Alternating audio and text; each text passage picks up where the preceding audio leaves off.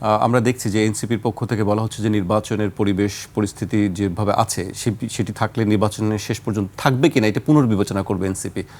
আপনি কিভাবে দেখছেন? আসলে এনসিপি কি শেষ পর্যন্ত নির্বাচনে করবে নাকি আসলে অন্য কিছু ভাবছে? আমি আসলে গত 7-8 মাস ধরে যখন দেখছিলাম যে আসলে কিভাবে প্রস্তুতিটা নেওয়া হচ্ছে, এটা কোনোভাবে অ্যাডিকুয়েট প্রস্তুতির মধ্যেও পড়ে না। অ্যাডিকুয়েসি হচ্ছে আপনার একটা মাঝারি লেভেলের মানে ব্যাপার। আপনি এক্সিলেন্ট, অ্যাডিকুয়েট এবং হচ্ছে নিম্ন পর্যায়ে, যেটা আসলে শেখ হাসিনার সময়ও ছিল।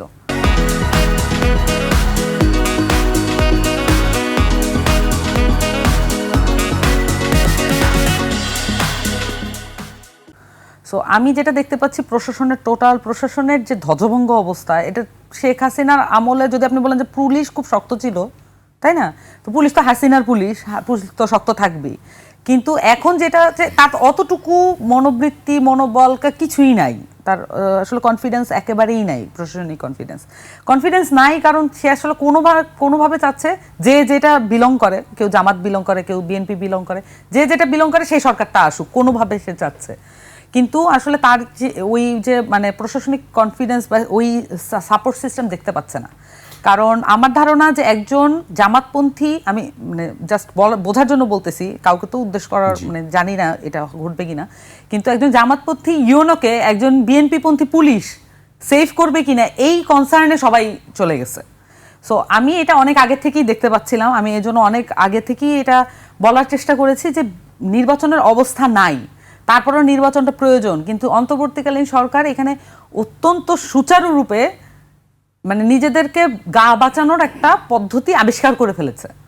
এবং যখন তারেক রহমানের সাথে লন্ডনে গিয়ে দেখা সাক্ষাৎ করে আসলো, তখন কিন্তু দলগতভাবে বিএনপির এটা চাওয়া উচিত ছিল যে আপনারা পরিবেশ নিশ্চিত করেন, এটা বিএনপিপন্থী বা প্রশাসনের ব্যাপার না। আপনারা পরিবেশ নিশ্চিত না করলে সুষ্ঠু নির্বাচনই করা সম্ভব না। যদি 12 ফেব্রুয়ারি নির্বাচন হওয়াটা বিএনপির জন্য এত বেশি প্রয়োজনীয় হয়, তাহলে তাদের জন্য এইটা বেশি প্রয়োজনীয় ছিল, এটা নিয়ে দাবিটা মাঠ থেকে তোলা। কিন্তু তারা সেটা করেন নাই। কিন্তু তারিখটা নিয়ে কন্টিনিউয়াস কথা বলে গেছেন। এখন যে পরিস্থিতিতে আমরা এসে পৌঁছাচ্ছি, 12 ফেব্রুয়ারি যদি নির্বাচন না হয়, দেশ একটা মানে এমন একটা চরম বিকলাঙ্গতার মধ্যে পড়বে যেটা আমরা এখন কল্পনাও করতে পারছি না। বাংলাদেশে অনেকগুলো রাজনৈতিক শক্তি আছে যেগুলোকে আপনারা ফ্রন্ট লাইনে দেখেন না, যেগুলোকে আপনি ফেস হতে দেখেন না, যারা পিছনে থেকে এগুলো নাড়াচাড়া করছে। তাদের এক ধরনের বিশাল মহোৎসব শুরু হবে যদি এটা 12 ফেব্রুয়ারি নির্বাচন না হয়।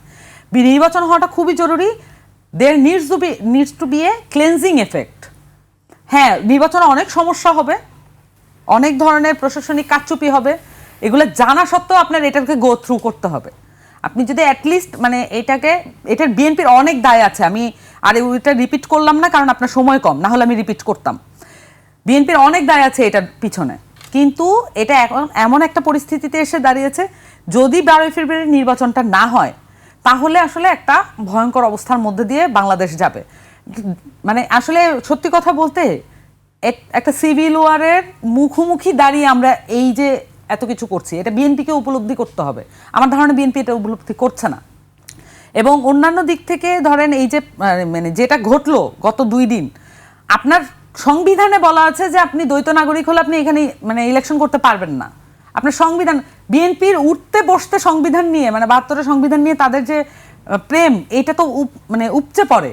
কিন্তু একটা সাংবিধানিক বিষয়, সেইটা একাধিক মানে দ্বৈত নাগরিক অ্যাপ্লাই করে যাচ্ছেন এবং সেটা খারিজ হয়ে যাচ্ছে, আবার এটা মানে রিসিভ হয়ে যাচ্ছে। সো এই রকমের একটা পরিষ্কার বৈষম্য, পরিষ্কার একটা দ্বৈরথ, দ্বিচারিতা, এটা ওনারা কিভাবে অ্যাকসেপ্ট করেন? এটা তো অ্যাকসেপ্ট করতে পারার কথা না। 45 জন ঋণ খেলাপিও তাদেরকেও আটকানো যায়নি, তারাও নির্বাচন ভুল বোঝার সুযোগ তৈরি হয়। আমাকে শেষ করতে হবে। 15 সংশোধনীতে যেটা আছে, কেউ যদি দ্বৈত নাগরিক হয় এবং সে যদি অন্য দেশের নাগরিকত্ব বাতিল করে, তাহলে তিনি ওই দেশের নাগরিক ছিলেন না বলে পরিগণিত হবে। সেই বিবেচনায় বিএনপির যারা ফেরত পাচ্ছে, তারা ওই নাগরিকত্বটাকে সারেন্ডার করেছেন, সেই কাগজ সাবমিট করার পরে পাচ্ছেন। এই অধিকার সংবিধানই 15 সংশোধনী তাকে দিয়েছে। আর যদি কেউ সারেন্ডার করে না থাকেন, তাহলে তিনি নিজের ক্ষতি করেছেন, দলেরও ক্ষতি করছেন, তিনি তার শাস্তি পাবেন। জি।